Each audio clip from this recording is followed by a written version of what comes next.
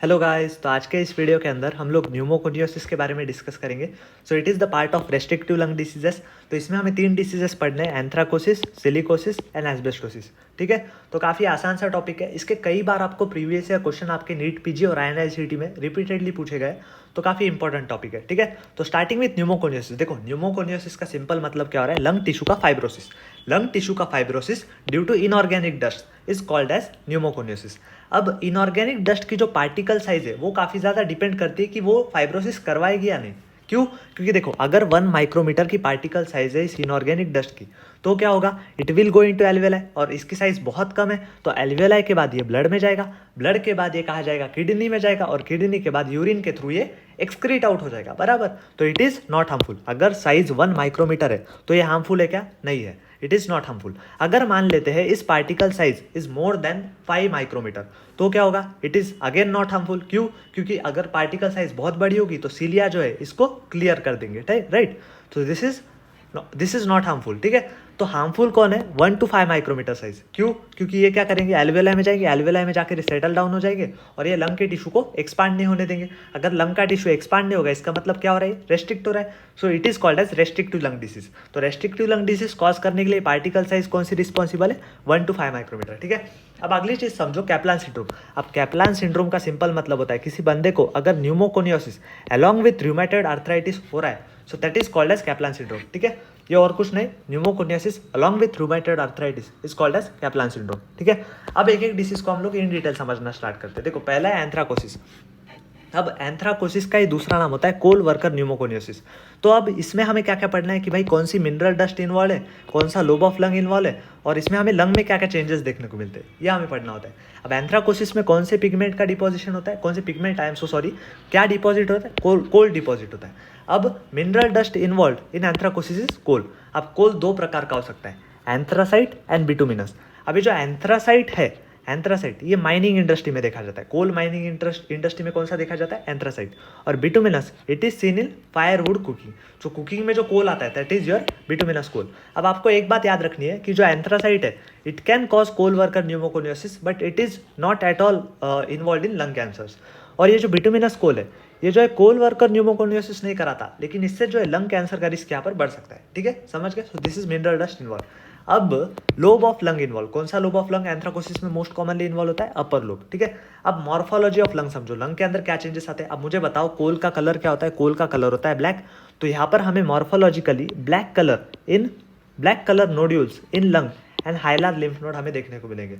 तो black colour के हमें नोड्यूल्स देखने को मिलेंगे, कहाँ पर? लंग और हाइलार लिम्फ नोड में। समझ गए? और ग्लॉसली हमें कैसे दिखेगी lung? Lung will look black pigmented. अभी देखो, ब्लैक पिगमेंट्स हमें दिख रहे हैं लंग के अंदर, राइट? क्योंकि कोल का कलर क्या होता है? ब्लैक होता है ना। तो ब्लैक पिगमेंटेड और एंथ्राकोटिक लंग अगर हमें दिख रही है, so that is your coal worker pneumoconiosis या फिर एंथ्राकोसिस। समझ गए? So this is all about anthracosis. अब अगली डिसीज समझो, दैट इज सिलिकोसिस। अब silicosis mostly it is seen in glass workers, क्योंकि सिलिका जो है मेजर कॉन्स्टिट्यूएंट है आपके ग्लास का। ठीक है, so it is ऑफनली scene in glass workers and it is most common disease. It is most common pneumoconiosis अगर आपसे पूछा जाए, दैट इज योर सिलिकोसिस। ठीक है, अब इसका समझो, इसमें मिनरल डस्ट कौन सी इन्वॉल्व होती है? सिलिका। इसमें कौन सा lobe of lung most commonly involve होता है? Upper lobe. अब मॉर्फोलॉजी समझो, क्या क्या चेंजेस आते हैं। देखो, होता क्या है कि इसमें हमें सिलिका नोड्यूल्स देखने को मिलते हैं। अब सिलिका नोड्यूल्स कैसे दिखते हैं मैं आपको बताता हूँ। सिलिका नोड्यूल्स हमें कैसे दिखते हैं? मान लो कि ये क्या है आपका? एल्वियोलाई। ये क्या है आपका? एल्वियोलाई है। तो एल्वियोलाई के अंदर आपको सिलिका नोड्यूल्स देखने को मिलते हैं कुछ इस प्रकार से, सिलिका नोड्यूल्स। तो ये क्या था? This is your alveoli. और एल्वियोलाई के अंदर आपको क्या देखने को मिलता है? Silica nodules. और इसका जो अपीयरेंस होता है, ये कई बार पूछा जाता है एग्जाम में, इसका जो अपीयरेंस होता है, it looks like pavement, right? So it is crazy pavement appearance. समझ गए? Crazy pavement appearance. तो ये देखो, ये माइक्रोस्कोपिक इमेज है। सो this is your silica nodule. ये जो आपको दिख रहा है, ये जो सेंट्रल पार्ट दिख रहा है, it is your silica nodule. समझ गए? So this is your silica nodule, समझ गए? अब देखो ग्रॉसली हमें इसमें क्या देखने को मिलता है, एक इंपॉर्टेंट टर्मिनोलॉजी है that is egg shell calcification. अब एग शेल कैल्सिफिकेशन हमें देखने को मिलता है बायलैटरल लिम्फ नोड्स के अंदर। अब आपको पता है जो हाइलम के अंदर लिम्फ नोड्स होते हैं they are called as hilar lymph nodes. तो अब इन लिम्फ नोड्स का क्या होता है, एग शेल कैल्सिफिकेशन। अब मैं इसको आराम से समझाता हूँ। देखो मान लो कि ये क्या है, आपका हाइलर लिम्फ नोड है। ये क्या है, आपका हाइलर लिम्फ नोड है। अब आप सभी को पता है लिम्फ नोड के अराउंड क्या होता है, कैप्सूल होता है। सो this is capsule of lymph node. ये क्या है, लिम्फ नोड है। और ये क्या है, this is capsule of lymph node. This is capsule of lymph node. और कैप्सूल के नीचे जो स्पेस होती है दैट इज कॉल्ड एज सब कैप्सुलर साइनस। इस स्पेस को हम लोग क्या कहते हैं, सब कैप्सुलर साइनस, बराबर। अब एग शेल कैल्सिफिकेशन कैसे होता है हम लोग समझते हैं। देखो होता क्या है, ये जो सिलिका है, this silica it goes into सब कैप्सुलर साइनस। कहा जाता है सब कैप्सुलर साइनस में जाता है। अब ये सब कैप्सुलर साइनस में आ गया तो यहाँ पर कौन आएंगे इसको क्लियर करने के लिए, कौन आएंगे, यहाँ पर आएंगे मैक्रोफेजेस, राइट, मैक्रोफेजेस आएंगे। और मैक्रोफेजेस इसको क्लियर करने की कोशिश में क्या हो जाएगा, सब कैप्सुलर साइनस में यहाँ पर डैमेज हो जाएगा। तो यहाँ पर क्या होगा, डैमेज होगा। कहाँ पर डैमेज होगा, कहाँ पर, सब कैप्सुलर साइनस में। और सब कैप्सुलर साइनस में अगर डैमेज हो गया तो इसके बाद क्या होगा, यहाँ पर सब कैप्सुलर साइनस में यहाँ पर कैल्शियम का क्या होता है, डिपोजिशन होता है, डिपोजिशन। इसका ये मतलब क्या है, कैल्सिफिकेशन, कैल्सिफिकेशन। तो ये जो सब कैप्सुलर साइनस है यहाँ पर क्या डिपॉजिट हो रहा है, यहाँ पर क्या डिपॉजिट हो रहा है, कैल्शियम का यहाँ पर डिपोजिशन हो रहा है, समझ गए? तो अब ये देखो आपको पता है एक की शेल जो होती है it is made up of calcium. तो it is just looking like यहाँ पर अंडा है और यहाँ पर जो है उसके पास जो है कैल्शियम की शेल है। सो इसी फिनोमेना को कहा जाता है एग शेल कैल्सिफिकेशन। तो आई होप आपको ये सब समझ गया होगा। अब ये जो फाइंडिंग देखने को मिलती है, दिस फाइंडिंग, ये जो एग शेल कैल्सिफिकेशन है, ये हमें कहाँ पर देखने को मिलता है, रेडियोलॉजी के अंदर। रेडियोलॉजी में हमें एक्सरे फाइंडिंग, एक्सरे में हमें एग शेल कैल्सिफिकेशन यहाँ पर देखने को मिलता है, समझ गए? So this is gross finding. अब एक बात समझो, एक इंपॉर्टेंट कंसेप्ट समझो कि ट्यूबरकुलोसिस होता है, ट्यूबरकुलोसिस। अब टीबी का रिस्क यहाँ पर बढ़ता है, किसमें, आपके सिलिकोसिस के अंदर जो है टीबी का रिस्क यहाँ पर बढ़ता है। अब टीबी का रिस्क क्यों बढ़ता है, क्योंकि आप सभी को पता है टीबी का जो बैसिलाई होता है वो क्या होता है, एल्वेलाई के अंदर एंटर होता है, बराबर। और टीबी के बैसिलाई को क्लियर करने के लिए मैक्रोफेजेस का आना जरूरी होता है। लेकिन अपने मैक्रोफेजेस क्या है, यहाँ पर व्यस्त है, तो ये टीबी का जो बैसिलाई है वो अननोटिस रहता है और यहाँ पर टीबी का रिस्क यहाँ पर बढ़ता है। क्यों बढ़ता है, मैंने क्यों बताया, देखो क्योंकि जो है यहाँ पर डेफिनेटली यहाँ पर टी सेल्स की भी यहाँ पर डिफिशियंसी होती है। और जो टीबी का बैसिलाई है, टीबी का bacilli it is unnoticed by macrophages and lymphocytes. तो ये बैसिलाई अननोटिस रहता है, इसलिए ट्यूबरकुलोसिस कॉज कर देता है, ठीक है? तो टीबी का रिस्क किस में बढ़ता है, सिलिकोसिस में बढ़ता है। अब coming to the last disease that is asbestosis. अब एस्बेस्टोस का एक्सपोजर मोस्ट कॉमनली आपको शिप वर्कर्स में देखने को मिलता है, शिप वर्कर्स।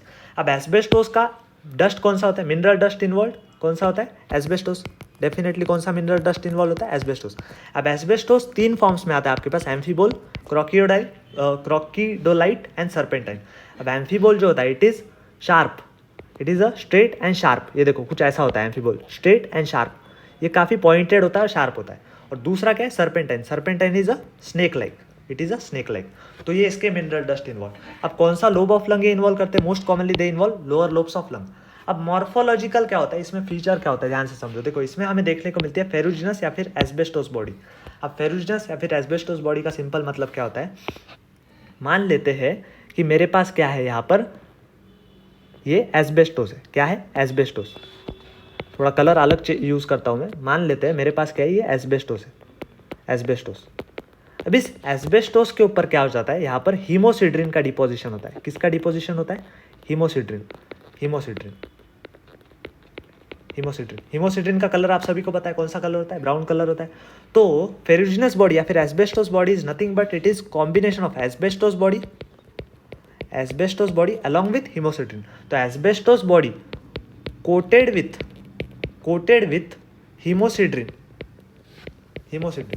इसी को हम लोग क्या कहते हैं, फेरुजिनस या फिर एस्बेस्टोस बॉडी। तो ये हमें फाइंडिंग होती है यहाँ पर मॉर्फोलॉजिकली, समझ गए?